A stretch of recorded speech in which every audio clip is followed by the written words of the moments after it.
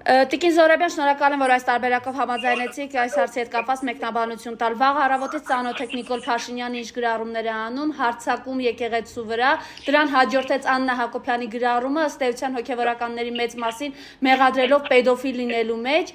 Խնդրեմ ձեր տեսակետը այս մասով, ինչ ունի անելու հայ առաքելական եկեղեցին, Փաշինյանը արդեն խոսում է հոգևորականի դոմփելու, մի խոսքով գիտեք, սարսափելի մեջբերումներ։ Տեսեք, Նիկոլ Փաշինյանը եւ նիկոլական ռեժիմը հայ առաքելական եկեղեցու դեմ այս գրողները 3 եւ այսօր չի սկսել։ Այս գրողները սկսված են 18 թվականի դագաղներով իշխանազավթումից հետո, երբ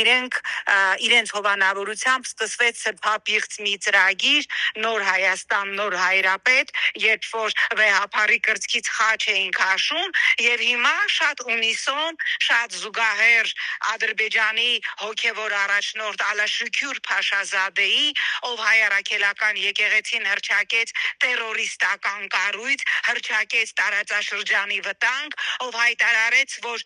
Էջմիածինը դա ադրբեջանական տարածք է եւ հայ առաքելական եկեղեցին գտնվում է ադրբեջանական տարածքում, մենք տեսնում ենք, որ Նիկոլ Փաշինյանը այլևս իր կինը իրենց դիմակները գցել են մի կողմ եւ անում են բացահայտ այլևս մեր արժեքային համակարգի, մեր հավատքի հանդեպ այն, ինչի համար իրանք բերվել են իշխանության։ Ես չեմ ուզում, որ մենք երկար քննարկենք այդ զույգին, որովհետև իրենց ասելու բան այլևս չկա։ Գնդակը այս պահին հայ առաքելական եկեղեցու դաշտում է։ Նիկոլ Փաշինյանի գրառում 10 ժամից ավելի անցել եւ մենք չենք տեսնում հայ առաքելական եկեղեցու պաշտոնական պատասխան, որտեղ պիտի հնչի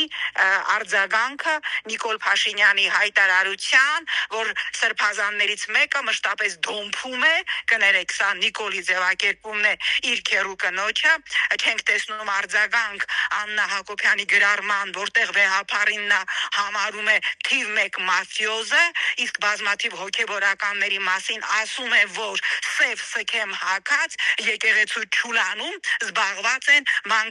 մանկապղծությամբ։ Մեր պատմության ընթացքում բազմաթիվ են եղել դեպքեր, երբ որ եկեղեցին նզովել է եւ բանադրել է այս կամ այն անձին։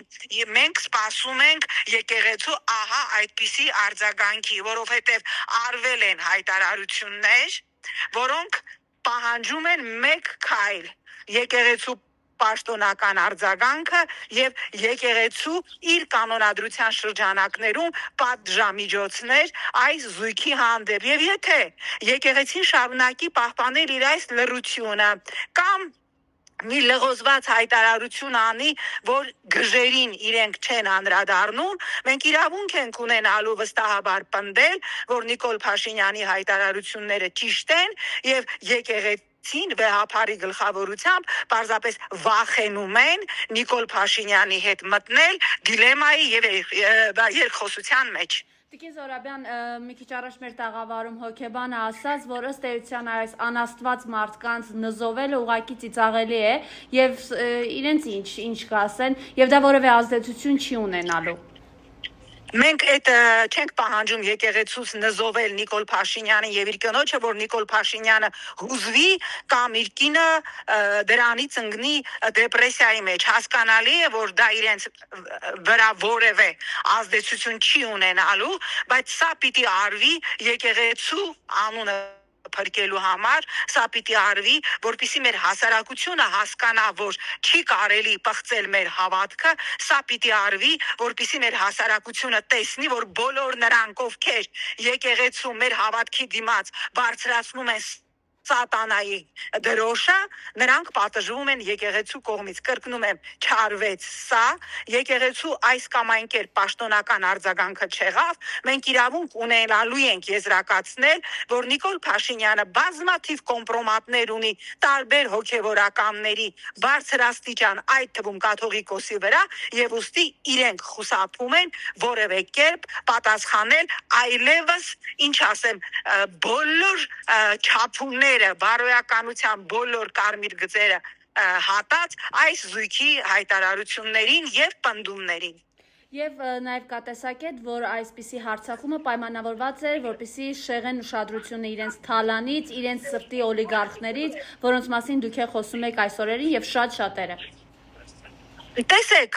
մենք անընդհատ ուզում ենք ասել, որ իրանց ասածներին ուշադրություն մի դարձրեք, իրանք շեղում են։ Իրանք շեղում են 17 թվականից։ Մեկը մյուսին բացարձակապես չի հակասում։ Պետք է այո, նրանց վտանգավոր հայտարարություններին արձագանքել եւ պետք է այո, մշտապես խոսել այն թալանի եւ ամենի մասին։ Տիկին Զորաբյան, ներողություն, ուղղակի երևի հարցը սխալ ձևակերպեցի։ Այո։ Նկատի ունենք իրենք են սկսել այս արշավը այլևս հրապարակայնորեն եկեղեցու դեմ, որպեսզի շեղեն հանրության ուշադրությունը իրենց թալանից եւ իրենց սրտի օլիգարխներից։ Ես հարցը շատ ճիշտ եմ հասկացել։ Ես հենց այդպես էլ հասկացել եմ։ Անկախ նրանից ինչի համար են իրենք այս արշավը սկսել, մեկը մյուսի հետ չի պիտի կապել։ Նույնիսկ եթե իրենք են սկսել իրենց թալանից շեղելու համար, չի նշանակում, որ այս օրինակ հայտարարություններին չի պիտի լինի արձագանք։ Այո, պիտի լինի արձագանք, բայց այո, պիտի օրակարգում պահվի նաև բազմաթիվ հարցեր